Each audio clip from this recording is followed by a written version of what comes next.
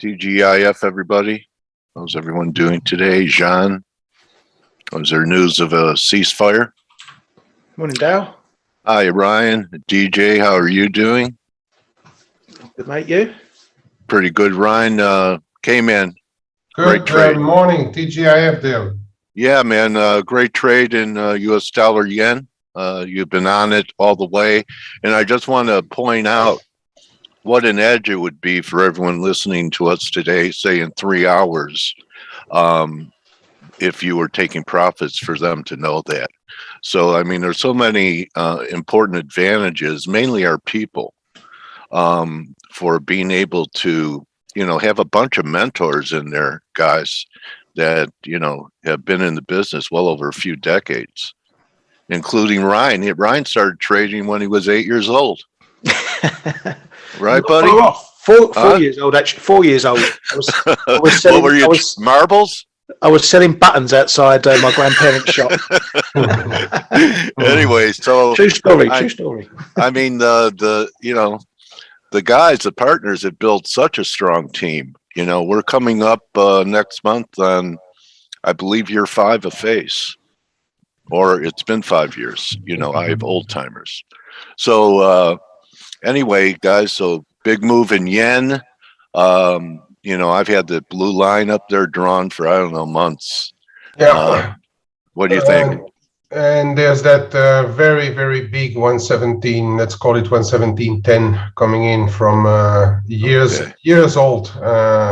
That trend line Blake was talking about, a bit like a 5-year downtrend. We've all been watching that for a good while now. It's gone with pretty heavy volume. This double top 116, let's call it 30.35. There's been some really good volumes, and mainly the Japanese mega banks apparently were involved, triggering it through 116.40 overnight. Yeah. They're talking about the energy importers having to pay up, and a few model funds getting triggers to buy more dollar yen through that double top. So, and that's where we are. And I think now we are going to perhaps trade a little bit in between that 116.35.40 and 117.10, and then see where we go. Maybe perhaps not today, but come next week. The Fed, maybe we get some inflection point on what the Fed does next week. Yeah, what do you guys think? We might have to wait for that trigger, but we will have to.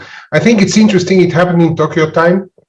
So it makes the Asian session interesting going into next week. We are also going into the Bank of Japan next week, right? And we are the last month of the fiscal year in Japan, and it's not rare that we print a top in dollar yen during the month of March, towards the end of March. So it's things to take into account for the next couple of weeks. It's happened 8 days on the trot now. Yen's weakened over Asia hours.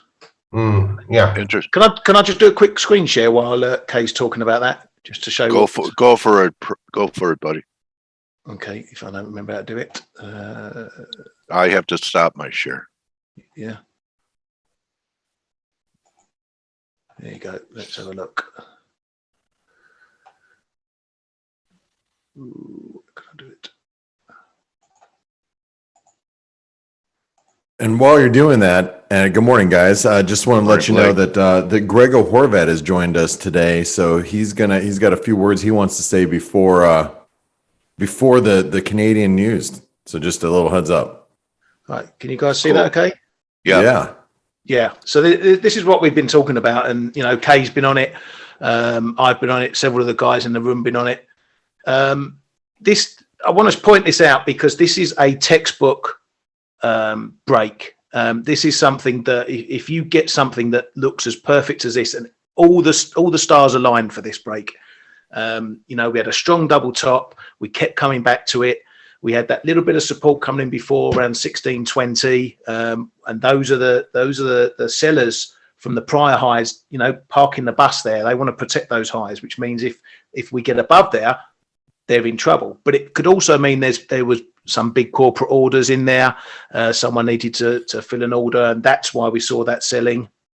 And if that order gets filled, you've instantly removed the selling pressure there, and it evaporates, and there's nothing left but a hole to fill. 300 pip formation there, Ryan. So we're going get a big to break. 119. Well, there's a lot in the way before 119. We've got this big, huge trend line that you can see here that we've all had on the card, and we've hit it pretty much on the nail on the head. We have got another double top in play. Another strong double top in play around this 118. Oh, if I can get the thing working, there we go. Around 118.60, 64 is another double top. Dale-itis. And it's pretty much similar to what we've just had at 1635. Yeah. Same sort of setup. So there's some places, some speed humps as we call them, in the way. 1750, 18s, 18, 20, 30, and then we've got this big double top. So that's my next target, but nothing is anything until we get over this trend line. And as Kay mentioned in the room this morning, that getting over that trend line could trigger another round of buying, more stops above there, and we could see another leg up, up to that 118 level. But I pointed out in the room yesterday afternoon that this 1600 level, 1635 level, was shaping up to be a doozy, and I dropped some buy stops in 1645 overnight, and I took profit all the way up to 1695, and I actually chopped off some of my long-term longs at 97 as well. Those I've been holding since September 2020. So it's almost like you have a long-term capital gain. Yeah, exactly. But this, as I say, this for traders, the important thing for traders right here and now is these are the sort of patterns that when you get the perfect conditions, it's almost free money. If you go with something like a buy stop, there's little risk, because if it doesn't break through, you're not in a trade. You're not guessing and buying it before and then getting caught out on a reversal. You go with a buy stop. If it works, you can keep it pretty tight. I had 35 pip stop loss on it. 116.10, I would have been out. But it's such a low risk trade, and if you get the textbook break like that, as we can see, it's 65, 70 pips of gain you're looking at. And this is what technical analysis is all about. This is what price action is all about. These are the the buy stop. You're getting confirmation on the entry. You don't have to be in front of the screen. If it happens when you're sleeping, you're in. Yeah, leave some partial TPs along the way, which is exactly what I did. I got TP'd at 60 while I was asleep, and then I woke up. I got another TP at 80. This is the goal. It doesn't happen all the time, but you've got to try and make the most of these situations, and that's why we look at the charts. And it's perfect. If you want a perfect technical picture, you won't get one much better than this one.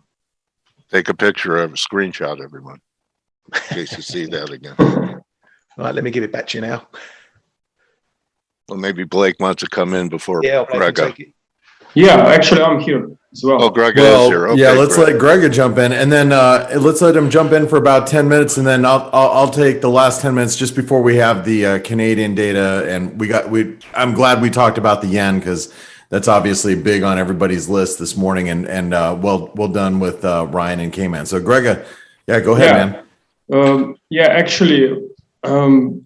We really had this very nice. I'm sorry, Grega. By the way, if you're not looking at the Q&A, Dale, if you can address Viorel's question, that'd be awesome for Grega. Oh yes, thank you. Okay, yeah, Grega, we have a request for the HSI 50. There's only one he knows who talks about Hang Seng so far. Just a second. Let me just firstly cover this dollar yen, okay? Because Ryan mentioned it. Go ahead. So, dollar yen, yes, it makes a very nice break to the upside. We've been tracking this triangle for a while, but keep in mind that we could be now dealing here with a fifth wave. Okay, so yes, there is room for more upside. The fifth target is around 118.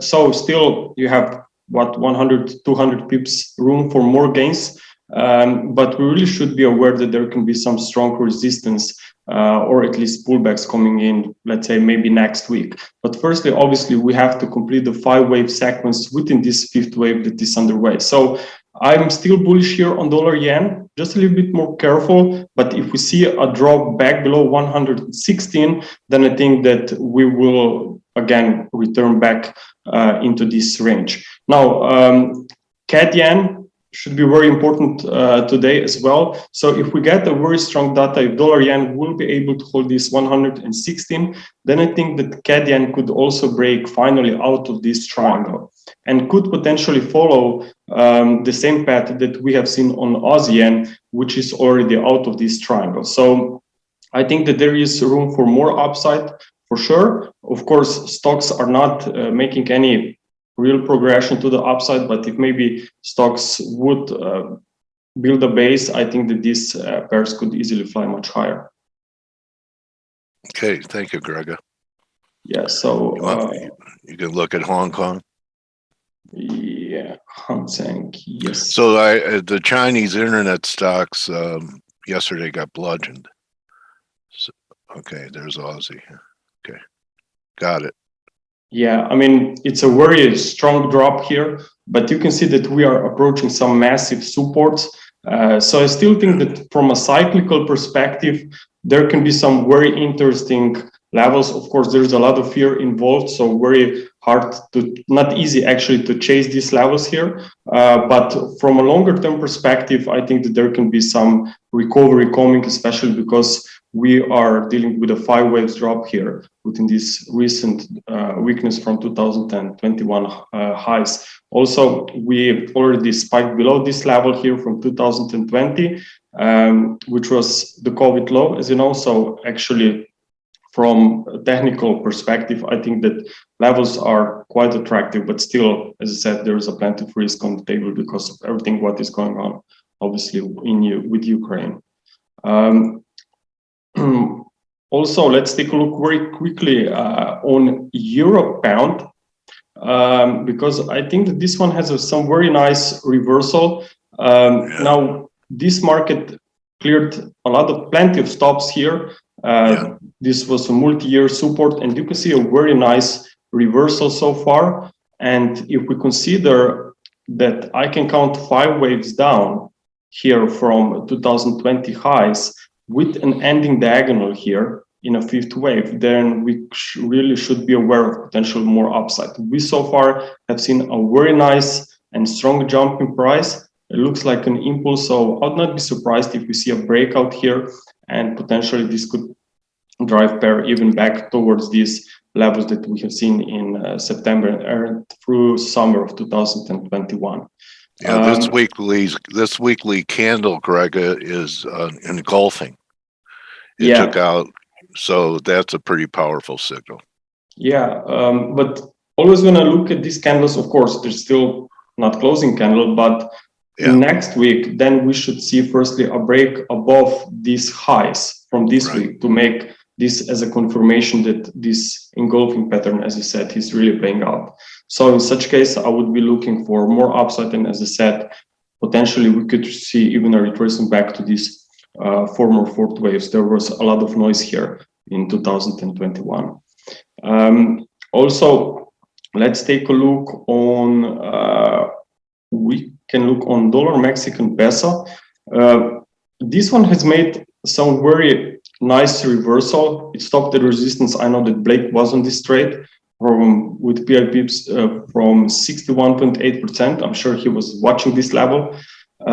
It was a very nice reversal down after a 3-wave rally. Notice that previously we had this 5-wave drop, right, from 2021 highs. And these 5 waves, as you know, they'll normally suggest in which direction we should expect the next strong move. And I think that this could be to the downside. Keep in mind that this market has really found a very strong resistance always when we have seen some nice and solid recovery, but this market failed to stay in uptrend. So in my opinion, it's just a question when this downtrend will again resume. So if maybe stocks will stabilize, I think that Mexican peso is also something that we should be aware of more strength here. And you know what, Greg, I'm glad that you brought that up. I just want to say that yeah, we've been trading around the dollar MEX as it's been up around the 2140 level on the short side, and I think you're right. One of the things that we've really seen over the last few months is the emerging market currencies have not acted as weak as they typically do during periods of risk off. There's a lot of inflows that have been coming into emerging market indexes, and a lot of people have been attributing that to underlying strength behind their currencies as well. And you have obviously the big rally in commodities across the board is just kind of a tailwind for some of these emerging market currencies in countries. So I agree. If we have this recovery in risk, if it does continue, the dollar MEX is at risk of slipping back down towards 20 the figure, in my opinion. And Kman and I trade the rand quite a bit. But the rand is also one of those that has really not performed, is performed very well in the current environment. So if things do improve, the US dollar South African rand could be trading a lot lower than where it's at right now. So anyway, just it's good that you brought that up, and I'm glad that you brought that to everybody's attention. Continue on, please. Yeah. So actually, if we also look closely here, this substructure, it may be your more intraday trader. Well, notice that we have another 5 waves down here. So it's another confirmation that we are probably turning bearish here, because always when you see these 5 wave structures, even in a smaller time frames, can be even more important to know that maybe this higher degree trend has already started. So I clearly will expect more weakness here on in days sessions ahead, and we'll observe the upcoming bounce in 3 waves. Now, if we look also very quickly on the S&P 500, this one, interestingly, is doing quite well here, but I still think that key support levels for this bull trend could be around 4,000. So you're still in this downtrend channel. So just be aware of potential retest of these levels. So far, we are not seeing any impulsive reactions to the upside, rather just a very choppy price action. So I think that a next bounce from a new low, that could be very interesting. And as I said, this could potentially be very positive for all of the yen crosses, especially CAD yen, if we'll see this breakout this week.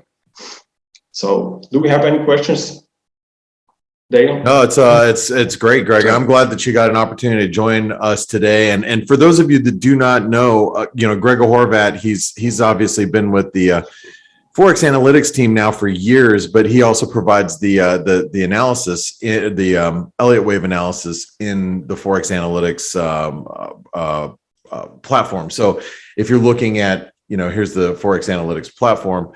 If you're looking at Elliott wave analysis, you're going to see Grega's analysis right here, and all of his work. So, and he pops in the chat room from time to time because he's obviously he's working all the time, but make sure you come join the ForexAnalytix ForexAnalytix team and subscribe with us. It's $1 for 10 days to try it out. So thanks, Grega, for jumping in. Hey, really quick, I wanted to ask you, Grega, did you get a chance to cover the Canadian? I had to step away from my desk for just a moment.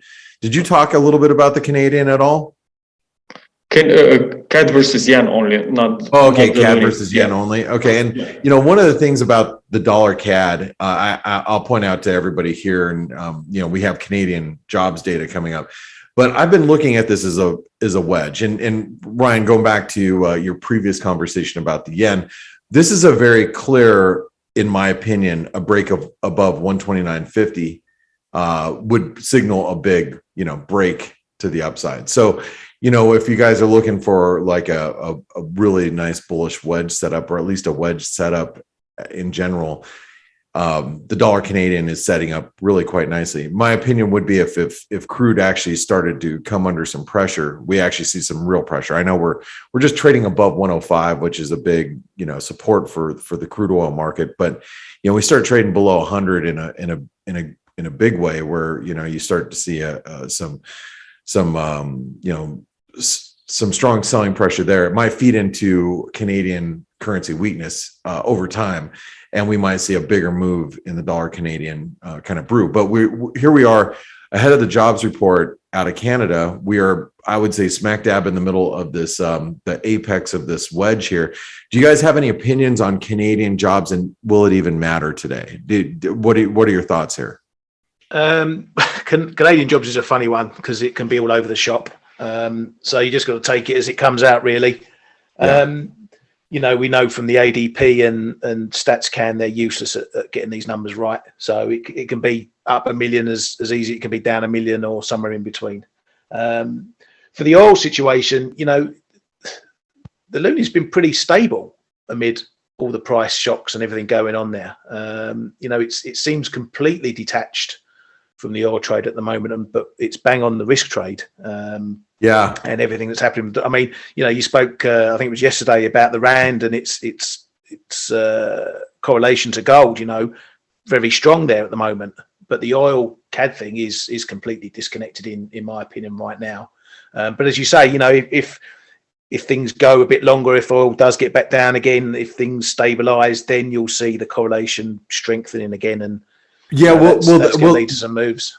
That's the point, Ryan. Like, if you think about it, we've had this massive rally in crude, yet what it hasn't done is it hasn't produced any real strong buying in the Canadian currency. Exactly. So if we do see a bit of a reversal, how many asset managers are out there like, okay, look, crude's rallying. I see crude rallying beyond 100, right? So let's go back. Let's backtrack a month and a half, 2 months ago when, I was talking to a lot of commodity folk that were thinking that crude oil above 100 is doable. Okay.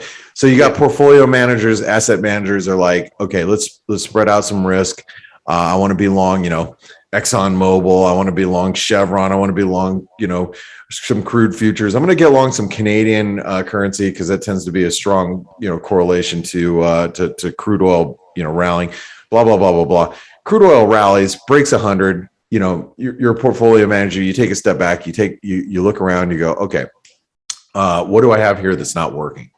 Well, I think the crude oil move is done. I think we might actually see, 85 again.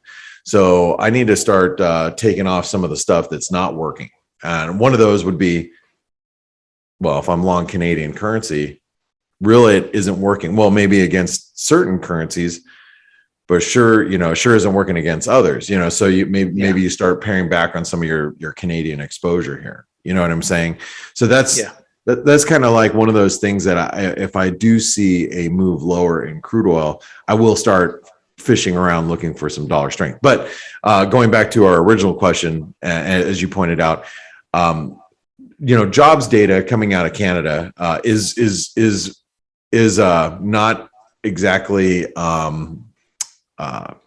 I don't trust it. I don't trust Canadian jobs data. So when it does come out, one of the things that I've learned over the years is, sometimes the best trade is actually fading a Canadian number. Now, I'm not really too enticed for trading the Canadian right at this moment in time. And here's, the data that we're looking for coming out. But I guess the reason why is because we're so mid-range between, just we're in the middle of that apex. So thanks for your thoughts, Ryan. Anybody else? I see Steve is there. Steve, do you have any opinions? I don't know if Stelios is still here. Is Stelios, did he make it in today? I actually agree with crude oil, as you said, that it will come to the downside. I was getting a call from my father just yesterday that he wanted to make sure to buy heating oil for the next 12 months. Okay, but he has it enough or already to cover for next half month or so. And I said, look, if everyone is going into this mania phase, then obviously something else is most likely going to happen. So I also think that sooner or later we will see some pullbacks here as well. So your dad is at the very end of the trend. Yeah. That's basically what you're saying. Everyone is rushing, and when they see crude oil moving sharply to the upside, of course, there is a lot of panic going on. especially during war times. Obviously, that's normal for oil prices. But eventually, I think that at some point we will see this price stabilization. So I think fair enough. All right. Well, you know, the kind of the way I'm looking at crude right now, just so you guys can see it, is I have a little head and shoulder pattern here, which is the 618 is held like rock solid. And so at this point in time, you know, if you see a breach of whatever that is, 103, the target, just, you know, technically, and you know, you guys know head and shoulder patterns are reversal patterns, not continuation patterns. A lot of people confuse the two. So, you know, a reversal accrued technically should take us back to 80. Like, and that doesn't mean we're going to go there immediately. That would be over weeks, if not longer. But that is the risk now for crude. So everybody should be watching crude, especially if we get back below like 103 or so.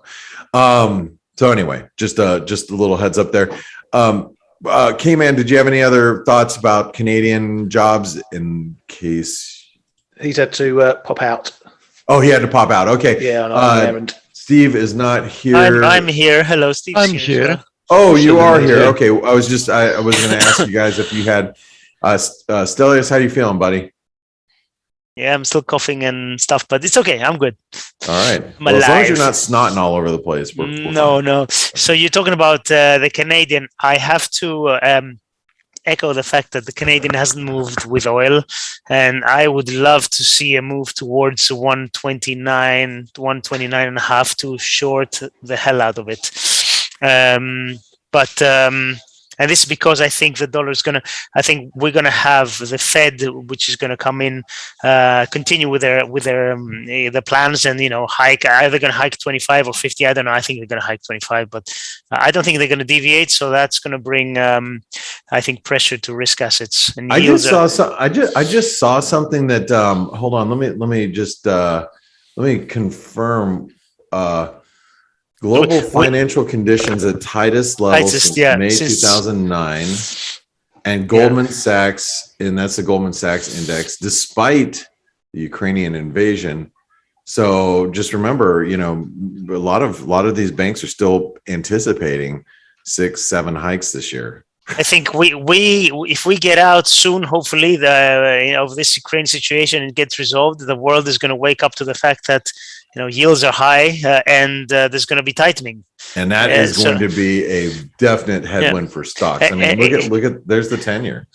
Yep. So, all right. If we break those previous highs, I mean, that's going to be important. I think we have to wait for the Fed obviously next week, but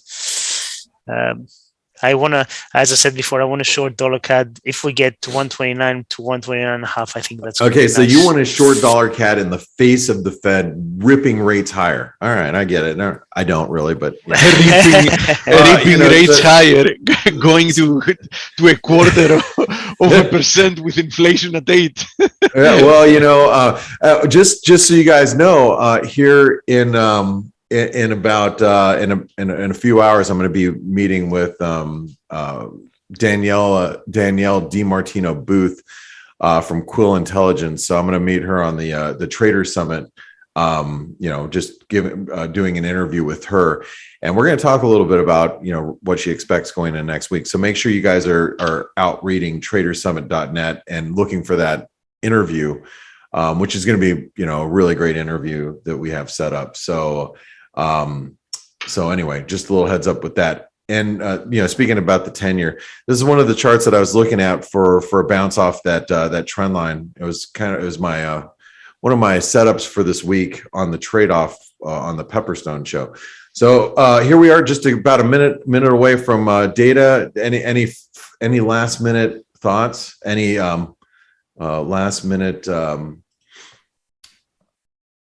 last minute ideas really quick before the data hits? No, nothing. Already just Bueller. All right. So what time we got? We got actually 30 seconds. So in the 30 seconds while we're waiting, let me just say, if you guys have not checked out the Trader Funding Program, check it out. That is, you can find that link right at the bottom or around our website. Watch the video that's like 2 minutes down there. It'll give you a quick explainer of what the trader funding program is. So just make sure you guys are there to check it out. All right. Shameless plugin. It's our sponsor of this free webinar, right? Yes. Okay. It is. There we go. Let's see it. Looks like strong data. 336. Woo! 336. Okay. So that means I'm gonna join Stelios and buying some dollar CAD here. Just kidding. Wow. Unemployment rate drops to 5.5% from 6.2%. Woo! Yeah. So what do you do here? And the weird thing is that participation rate also rose 0.4%. Yeah. Usually see it the other way around. So Yeah, you know, blowout data, but Canadian data have a big history of being super volatile, right? Yeah. And by the way, we just hit the 38% retracement. If you guys haven't seen it, that's from the January lows to the highs. 38% retracement. Not saying that it's going to bounce here, but I'm going to say that if it's going to have a bounce intraday, this is probably one of the better shots it's going to have is at this level. Just a little heads up with that technically. Last minute thoughts before Dale goes on to his interview. Steve, I didn't want to interrupt, but I just had to point that out. Any last minute thoughts about data being all over the map? Going once, just, going twice. Just watching this dollar CAD, talking about the ranges. So if this moves us down to the bottom of the range, it might be worth a little fade, but let's see what it does. Yeah, so maybe around the 618 retracement, around 126.30 should we get there if we can make our way down there. But you know, it's Friday, and one of the things that one of the things that's been circulating around the market is potential de-escalation of the Russia-Ukraine situation. So what happens with that in the event that we have some de-escalation there? Ceasefire. Whether it's a ceasefire, whatever it is, Dale, what's going to happen? What would happen with these commodities? Well, my opinion would be that the commodities actually come down. Typically on a risk-on type of move, you would see the Canadian strengthen, you would see the Aussie strengthen. But if commodity prices actually started to come down a little bit, we might not get that normal, correlation this time around. And I just want to point that out because it's different this time. A lot of people always say it's different this time. Well, this time it is a little different. Things are acting a little differently. So just a little heads up. Anyway, Dale, have a great interview. Thank you very much. And I want to thank the team for being here all week. Grega, thanks for joining us today. You don't get a chance to join us every single day, so very nice having you here. And Steve, Stelios, Kman, I know he already split. Ryan, thank you guys for always popping in here. And have a great weekend. Have a great weekend, team. Have a great weekend. Everybody stick around. Thanks for leaving it all on the court again this week. Thank you. Lakshman, very nice to meet you. Welcome to F.A.C.E. Oh, hey, Dale. It's really great to talk to you. I'm not sure if you have any slides or anything you want to show. Otherwise, I could just share my screen and we could talk. Yeah, I think maybe talking to start, and then we'll take it from there. If I have to root around to get something, I'll do that. I've been watching you for so long. Yep. You can switch on your camera again. Yeah. Here, I'm here. Hi. Dale, Hi, everybody. You can just switch to camera speaking if. I have a background you won't care for, Steve. I appreciate the producer. But I would like to welcome you. I've been a fan for a long time, and a lot of your turning point work and your calls have been very prescient over the years. And I just want to let people know that Lakshman has been running the Economic Cycle Research Institute for how long now, buddy? Oh gosh. Well, I guess you accumulate responsibilities over time, right? So, right. I cut my teeth on this in 1990. That was my first recession, real time, when I was really focused. And I experienced recessions before, but I didn't think I really knew what was going on. I was a little younger, and been running, at that time we were a part of Columbia University, and then we, went private in the middle of the 90s. And so I've been kind of helping to run everything since then. We got a great team.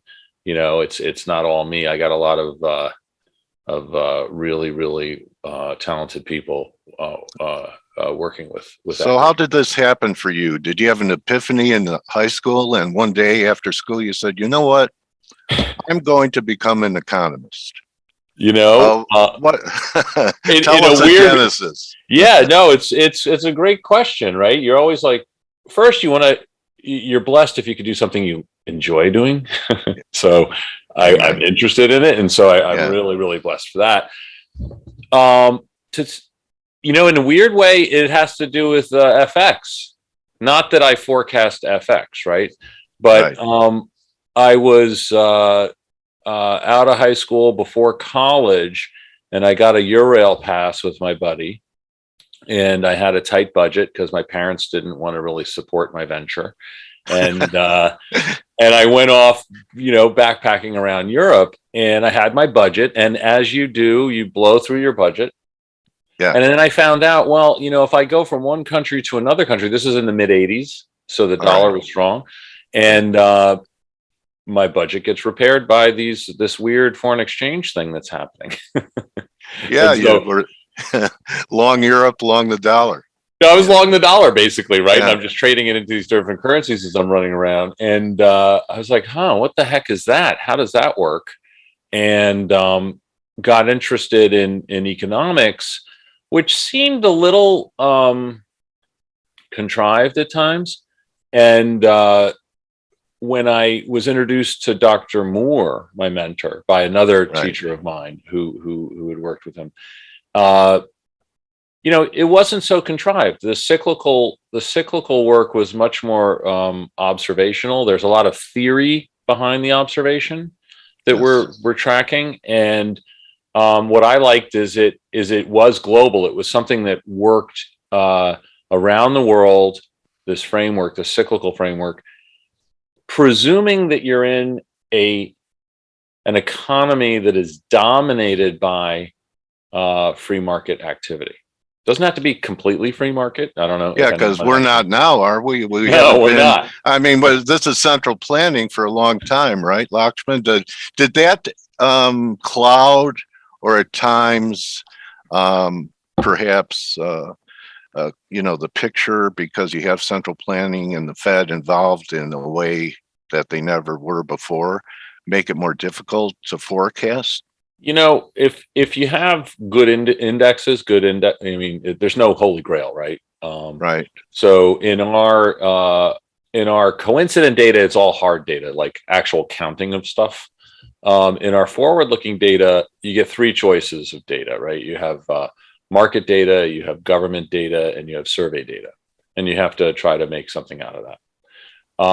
And so goofing around from the monetary side, sure, it has impacts. It's a driver of the cycle. It's not the only driver of the cycle. There are others.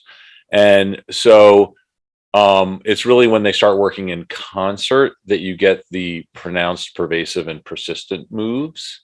So that's why I was careful to say predominantly market oriented. We've observed, good examples of this. We've always tried to break the approach, right? Where does the cyclical indicator approach fail?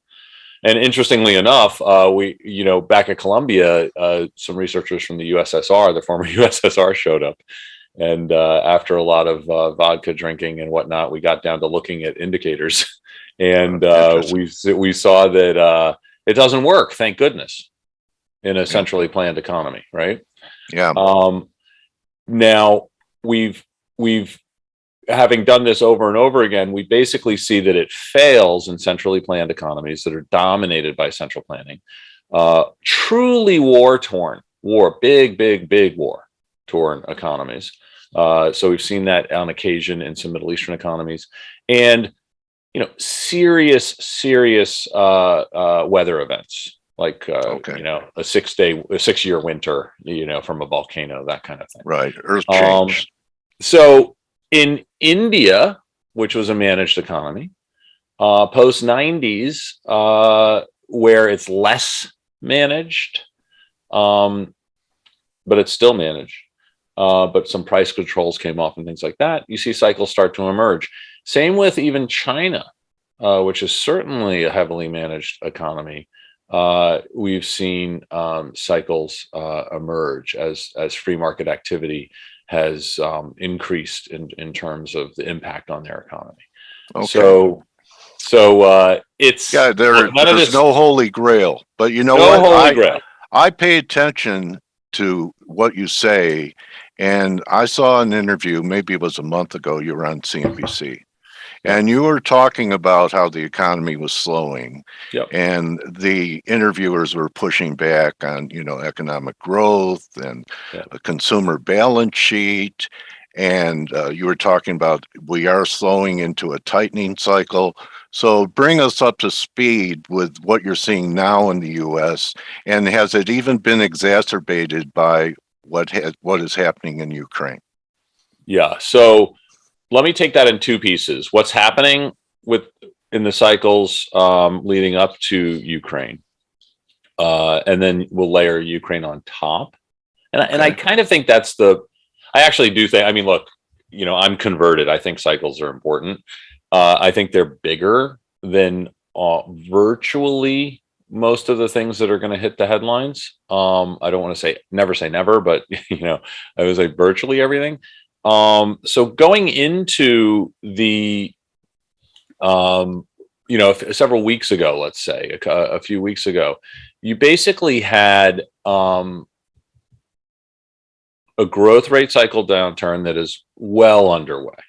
In fact, now I do want to share a screen. Okay, so I'm going to stop sharing, and if you don't mind, go ahead. I apologize for clicking around. I'm not the best on the computer, but I will try to do my best. You're doing great. So here we go. Right. Tell me, what are you seeing? Yeah. Are you seeing a chart? Yeah, we're seeing the U.S. coincident index growth rate. Yeah. All right. So this is look. I mean, it's hard to agree on facts sometimes, but I would say this is reality. All right. Yeah. This is a coincident index. It is how we define the economy right outside your window. And so my mentor, Jeffrey Moore, was the one who dated all the business cycles through the end of the 70s. And then he was the head of the dating committee until he passed away in the earlier part of this century. And he would be basically looking at this type of line. This line includes output. So you could think industrial production or GDP, that kind of stuff, you know, stuff we produce. It's including services, employment, all the different measures of employment, right? Because none of them are right, but you take them together and they're generally okay. Sales, much broader than retail sales, aggregate sales of the entire economy, all the business stuff and up the supply chain, and incomes all across the economy. So again, output, employment, sales, and income. And that's that line. That's the growth rate in that line. And so you see a reset. Here's the, you know, it's not literally this way, but it's roughly when it goes negative, you're in recession. Okay. Okay. So here you have, boom, COVID. This is basically March right in there. Okay. Yeah. And then we rebound. And this, excuse me. It looks like the S&Ps. Yeah. No, it does, doesn't it? This here, we're doing a little bit of COVID stuff. This real sharp thing is, you know, some of the stimmy stuff, stimmy checks, and all the buying of the goods over services. And so you have this incredible run up. This is last spring. Right. We peak out and we start slowing. It's not the end of the world. In fact, this pattern that you see right here of a sharp rebound from a decent recession or sharp recession. Yeah. Totally typical. It lasts for about a year, and you need to figure out when it's ending, you got to watch leading indexes. And so anytime, I'm going to make a blanket assertion, and we could talk about it later if you want, but any recession, the rebound from the recession is good for about a year, and then you're It's on like your a bear own. market rally, isn't it, Lakshman? They're Yeah. sharp, you know, sure. but they don't hold. No. And so right here, look, you could think back to coming out of the financial crisis. In 2010, we're slowing, and nobody wanted to believe it. So here we are slowing, and this is all pre-Ukraine. Okay, right. And it's a pretty decent slowdown. You're under 2%. And this slowdown, by the way, is not simply goods. It's also slowdown in consumption on services, in particular, real consumption on services.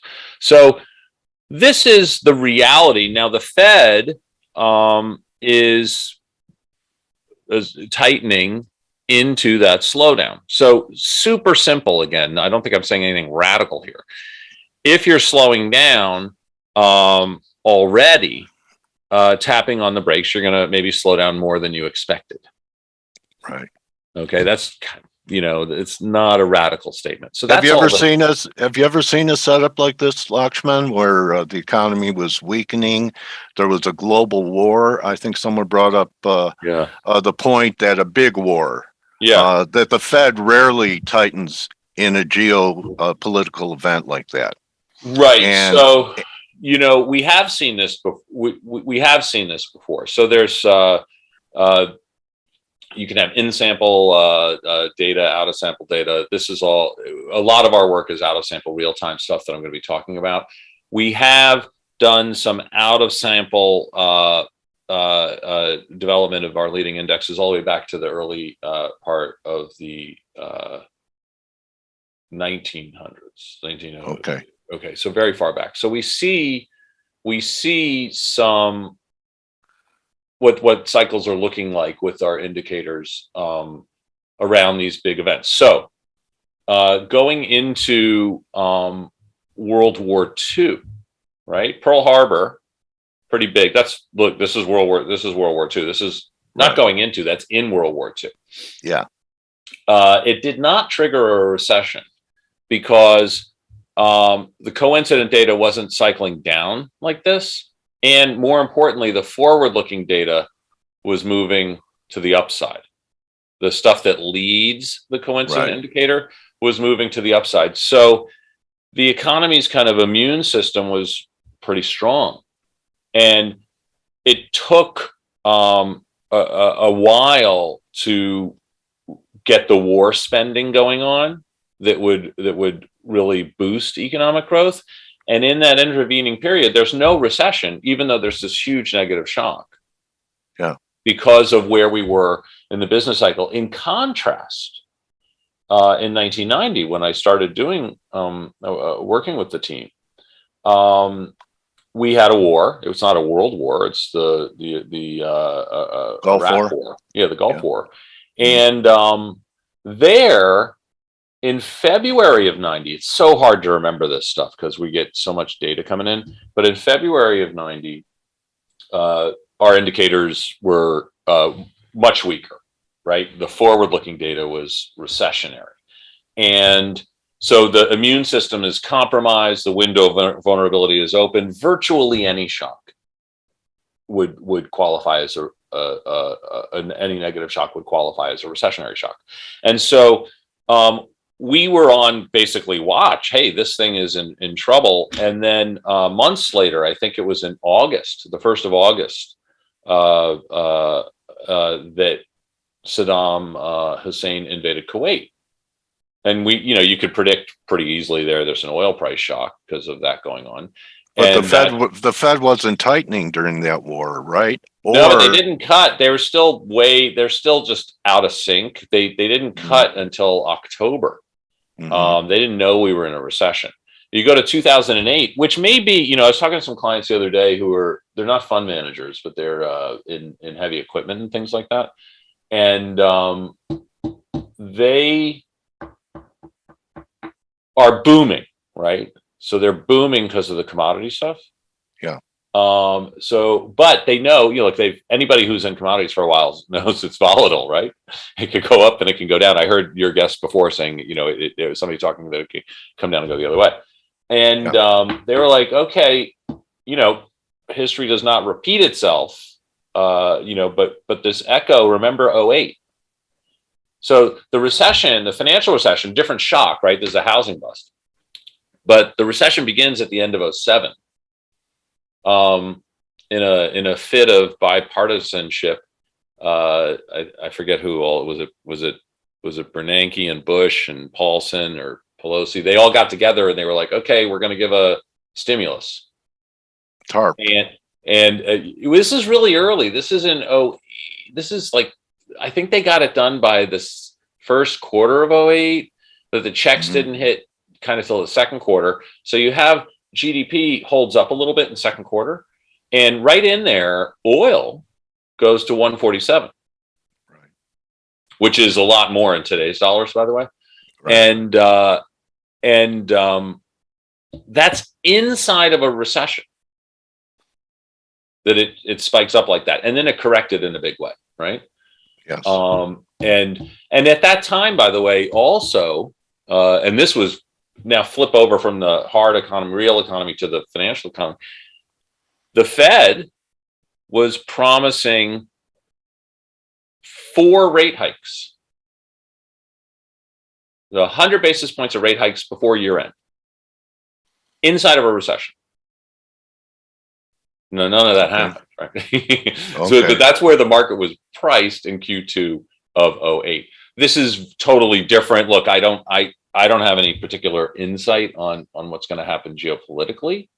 But right now, the Fed, fast forward to Ukraine on top of all this, and the Fed, the Fed's behind the curve. They misjudged inflation. They thought it would be transitory because they don't understand inflation cycles. Basically, this goes back to their mistake in 2018, where they, as a result of making a mistake and not understanding that inflation was not running up in 2018, they decided that inflation would practically never be a problem, and that the Phillips curve was really flat and blah, blah, blah. So right.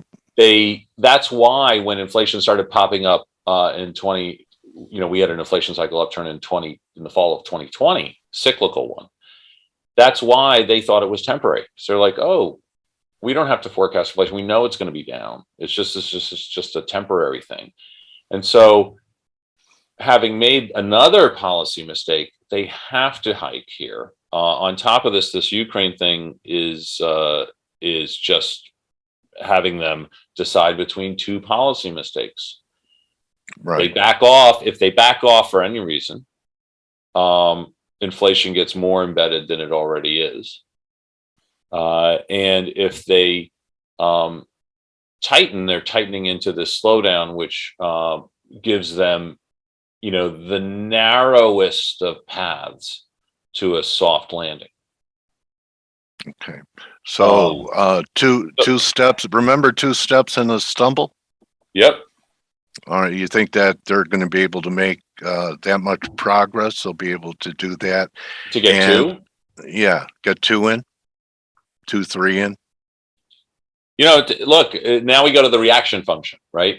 I'm putting words in the market's mouth or the Fed's mouth, but let's say it used to be, if we got the double-digit correction on the S&P, they changed their tune. And so now who knows, is it 20, 25%? And they changed their tune. So I think that if as they're tightening, the policy mistake that they're choosing, right, is that the market could break, and their reaction function isn't simply 10-ish% anymore. It's much higher than that on S&P, and a recession. I mean, our forward indicators are very prompt. Look, we've been doing cycle stuff for 3 generations. I mean, literally, it's almost a century. We defined what a cycle was, my mentors' mentors. And as far as I know, we're pretty good. I don't know if anyone was any better at forward look risk on a recession. And I could, in my gut, say, whoa, look at the headlines. It's so nasty. It's a guaranteed recession. But that's not our process. Our process is that we watch our forward data. And if the forward-looking indicators are showing a pronounced, pervasive, and persistent decline in the level of the leading indexes, not the growth rates, then your window of vulnerability is open. Any shock is virtually a negative recessionary shock. And so, how about on top of it, Lakshman, that we've been having, and you talk about it in your newsletter about the commodity currencies, you know, the Aussie, Canadian producing countries have had an edge over importing countries. And do you think this is the beginning of a major trend in commodities, and it's more than supply chain? And let me, the second part of the question is, how could higher rates, and I was around when Volcker was tightening, how could higher rates bring down the price of agricultural commodities, maybe economically sensitive ones, but not basic things like food and certain type of metals? How can the Fed can't print corn, Lakshman? I'm smiling because I'm working off my COVID pounds, you know, like everybody else. And I think we're in some proverbial belt tightening, right? Yeah. Which includes, to a degree, food as well. I was making a connection. But the first, let me start with the cyclical, and then we'll get to this structural. So the cyclical stuff, by and large, is on demand. It's on the demand side. Right. So on the supply side, if this country or that country comes online or goes offline for supply of a commodity, that's not something that's very cleanly getting into our cyclical analysis. It's mostly on the focus aberration. And so, well, no, it's not an aberration. It's a real thing, right? So the price is supply and demand. That is what it is. Both of these, we got two bogeys moving around, and we're able to track the inflections, the pronounced, pervasive, and persistent inflections on the demand side. So the demand side is already coming down. The problem is, the problem, I don't know what, but the prices are rising because the supply came down quicker, right? Right. And what's going to happen there? So I think you're absolutely right. The Fed can't impact supply very easily. It may be, and again, this is, you know, I'm kind of just speculating here, that you know, you now go back to Volcker. You take a recession as a policy choice, right, to kill inflation. So there was a clip I saw of I think it was Senator Shelby, if I'm not mistaken, in Q&A with Volcker a few days ago. Excuse me, with Powell a few days ago. And Powell said he could, or he'd like the history books to he'd be fine with them saying that he followed in Volcker's footsteps and hike as needed to quell inflation.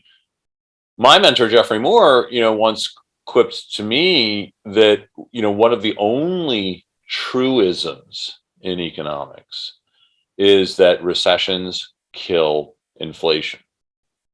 Okay. And so go back to 2008, oil's at 147 in those dollars, and it did come back down with that was a big recession, right? So that is a scenario we have to watch for. The cyclical backdrop for that is a global industrial slowdown that is ongoing. It hasn't stopped. It has nothing. It actually wasn't the result of COVID coming on or off, you know, rising up or coming down. The global industrial slowdown wasn't. What's going on before COVID, wasn't it? It's a well-established one. The problem there is that our forward-looking data there is not showing an upturn. So that means that independent of the headlines of the last several weeks, the cyclical backdrop, which I would argue in almost all cases is bigger, did not see an upturn. I mean, the farthest we can see with clarity is a couple of quarters, maybe. Yeah. So you're talking, toward the end of the year might be the earliest you'd have a clean trough in global industrial growth. So that means there's some room in front of us. Now, the market focuses on PMIs or spot prices, right? Right. And, the PMIs are going to go down. They were already going down, but they're going down from a high level because of the earlier spike. Right. So when they come down and they're like, oh, in the 50s or 60s or wherever, it's like, oh, they're pretty good. But it's really the vector that's important. And I think people will really wake up when they cross the 50 line. Okay. Very enlightening. I could talk to you for a long time. Well, let's do it again. Yeah, we will do it again. And the best way for people to follow you, would it be to go to your website at businesscycle.com or Twitter? Businesscycle.com. And then, I've basically there's more in-depth stuff on businesscycle.com, but then just on Twitter at businesscycle, or I think it's kind of the same thing on LinkedIn. Instagram. Maybe I even have it here. There it is. Okay, great page. Business Cycle and LinkedIn. And you can follow us. Watch the weekly leading index. It's coming out at 10:30 this morning. And that's a very prompt read. It's already starting to pull in some of the Ukraine impact. And real quick, big market corrections I'm showing on the screen, double-digit ones. They happen inside these shaded areas, which are growth rate cycle downturns. This is in the QE era, all here. Nice. And we're in the middle of one, and the downturn is not over. This thing's going to keep edging down. Okay. So you heard it from Lakshman, and really, I've been admiring your work from afar for a long time. Honored to meet you and talk to you. Well, and appreciate you edifying the F.A.C.E community today. Thank you very much, you guys. Everybody have a great weekend, and we'll be in touch. All right, Lakshman. I hope everyone enjoyed it. People are saying thank you. Very valuable insights. You have a great weekend, and we'll be in touch quite soon, Lakshman. Really nice to meet you. You too. All right. Can you send me an 8x10 autograph picture? Yeah, sure. All right, buddy. I got one in front of the Empire State Building. I'll send you that one. Okay, everyone. Lakshman, what a great interview. Adios. Bye. So everyone, that's a wrap. You could join the team in 13 minutes for the Morning Edge. Hope you enjoyed the interviews this week and all the great actionable ideas in F.A.C.E. And if you want to say thank you, check out the Trader Funding Program and dare to dream. More than that, don't just count your pips, count your blessings, everyone. And we'll see you next week. See you, Monica. Bye. Bye, Mary. Rick, you too, buddy.